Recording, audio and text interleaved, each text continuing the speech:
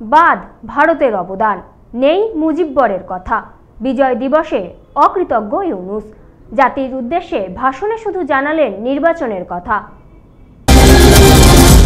16 December বাংলাদেশের বিজয় দিবস।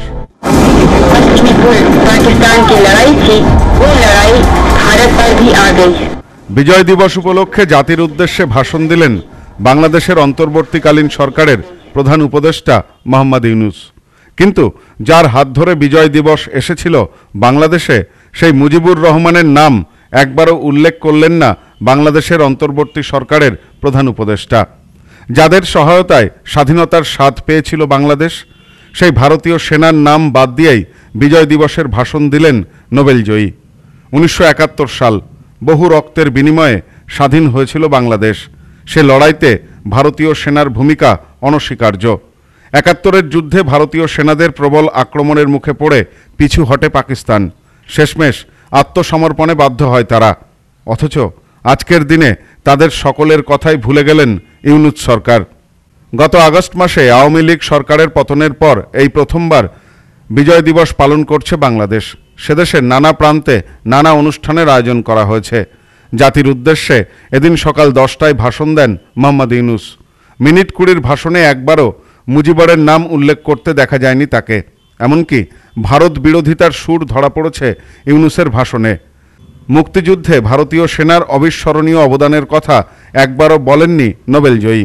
তবে হিন্দু সহ সংখ্যালঘুদের নিরাপত্তার আশ্বাস দিয়েছেন তিনি। ভাষণে নোবেলজয়ী বলেন, মুক্তিযুদ্ধের স্বপ্নকে হত্যা করেছিল এক স্বৈরাচারী সরকার, কিন্তু এবারের বিজয় দিবস থেকে নতুন বাংলাদেশ গঠনের সূচনা হলো। আর সেই বাংলাদেশে সংখ্যালঘুদের নিরাপত্তা নিশ্চিত হবে বলেই আশ্বাস ইউনূসের। ভাষণে তিনি বলেন, বাংলাদেশকে ছোট করে দেখানোর চেষ্টা চলছে। সে কারণেই সংখ্যালঘু নির্যাতন নিয়ে ঢাকার বিরুদ্ধে অপপ্রচার করা হচ্ছে। কিন্তু নতুন বাংলাদেশে সংখ্যালঘুদের মোটেই অরক্ষিত থাকতে হবে না। সমস্ত অসম্ভবকে বাস্তব করে তুলবে এই নতুন বাংলাদেশ।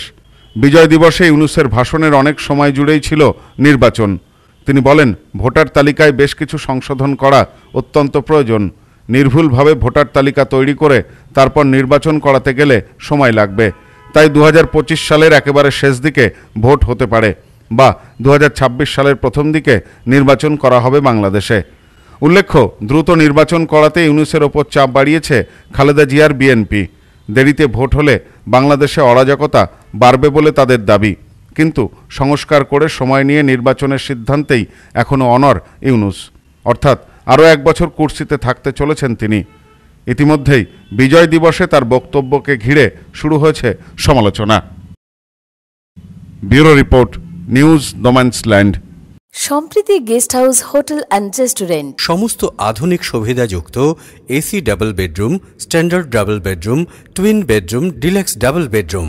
আমাদের হোটেলেই রয়েছে বাঙালির খাবার সহ মাল্টি কুইজিন রেস্টুরেন্ট। শহরের মধ্যে অথচ সম্পূর্ণ নিরাপদ পরিবেশে থাকা খাওয়ার একমাত্র ঠিকানা Sampriti guest house, hotel and restaurant, Chakdah road, টবাজার, বনগাঁ। ফোন 03215257603।